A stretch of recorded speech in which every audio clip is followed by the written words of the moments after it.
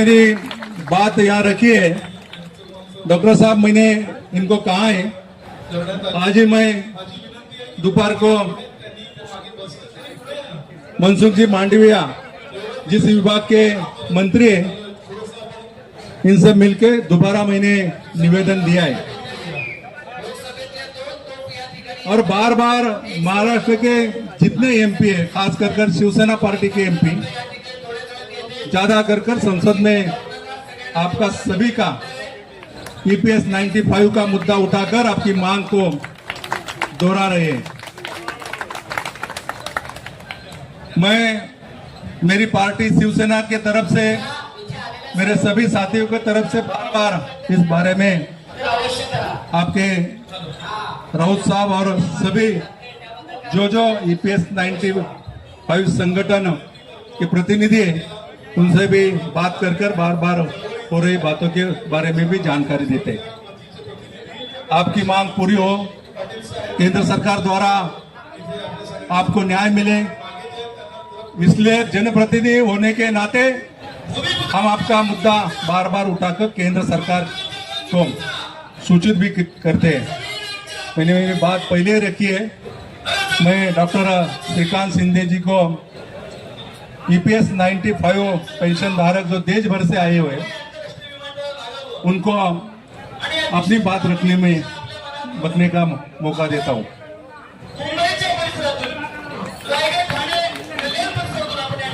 गए कई सालों से ईपीएस 95 के लिए आप सभी का संघर्ष शुरू है। हम सभी सांसद हो या एमएलए हो, ये सभी लोग हम लोग गए कई सालों से देखते आ रहे हैं और मुझे ये पूरा यकीन है कि जिस तरीके से अप्पा बारने जी ने यहाँ पर कहा कि एनडीए की सरकार जो है इस ईपीएस 95 के बारे में पॉजिटिव निर्णय जो है जल्द से जल्द लेगी, क्योंकि हम सभी लोगों ने कोई ना कोई अवसर पर ये ईपीएस 95 का मुद्दा जो है सभागृह में, लोकसभा में उठाने का काम जो है सभी लोगों ने यहाँ पर किया है। इसलिए आपकी भावनाओं से हम सभी लोग सहमत हैं। आपका जो संघर्ष है, आपका संघर्ष गए कई सालों से यहाँ पर शुरू है और वो संघर्ष सरकार तक पहुंचे, इसलिए हम सभी लोग हमेशा फॉलोअप करते रहते हैं। तो मुझे लगता है कि आने वाले कुछ दिनों में सकारात्मक निर्णय जो है सरकार के माध्यम से भी यहाँ पर होगा, क्योंकि ये सरकार जो है प्रधानमंत्री नरेंद्र मोदी जी के नेतृत्व में हमेशा सभी के साथ में रही है। तो आने वाले समय में देखिए ये मुद्दा कैसे हल हो, इसके लिए हमारी कोशिश जो है आपके साथ में जो है जारी रहेगी। लेकिन मैं आपको विश्वास दिलाता हूँ कि जल्द से जल्द ये ईपीएस 95 का मुद्दा भी जो है यहाँ पर सुलझ जाएगा। तो फिर से एक बार मैं सभी का धन्यवाद व्यक्त करता हूँ। कॉन्स्टिट्यूंसी से और पूरे देश के कोने कोने से अनेक ये ईपीएस पेंशन वाले लोग, जिनकी मांग है कि उनको जैसे सरकारी कर्मचारी है वैसे ही उन्होंने देश में काम किया है।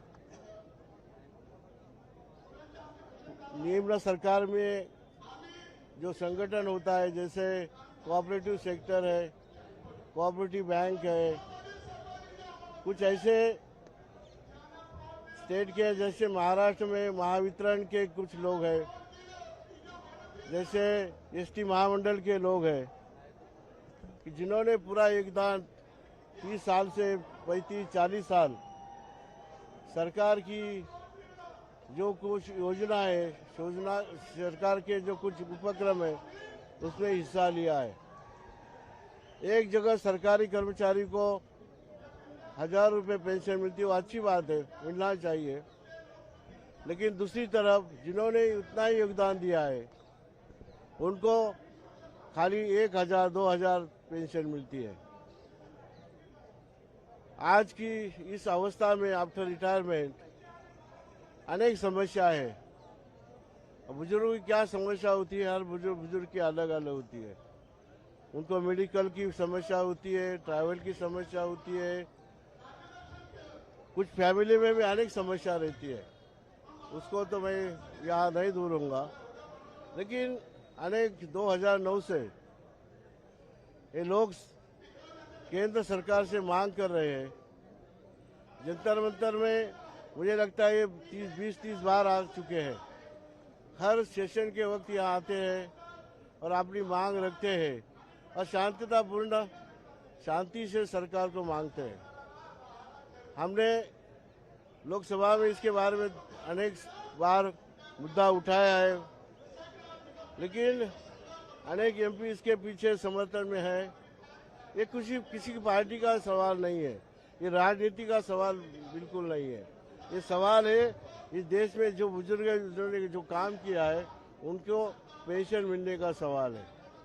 इसलिए मैं आपके माध्यम से सरकार को विनती करता हूँ, ये देश के कामगार मंत्री मांडविया साहब को मैं निवेदन रखता हूँ कि इसकी बात सुनिए। इन लोगों की इस बात सरकार के पास अनेक बार गई है। सरकार को इसके बारे में केंद्र सरकार को सब कुछ मालूम है और ये समस्या हल करने के लिए निश्चित रूप से कुछ ऐसा ठोस प्रयत्न मांडविया साहब करे, केंद्र सरकार करे। ये मेरी प्रार्थना मैं यहाँ इधर रख रहा हूँ। मैं ये भी बताना चाहता हूँ कि अनेक बुजुर्ग लोग जहाँ जंतर मंतर में आए, जिन्होंने आंदोलन में हिस्सा लिया, वो चले गए हैं। ये बुजुर्ग लोगों की कितने साल तक ये ऐसा आप करते रहेंगे?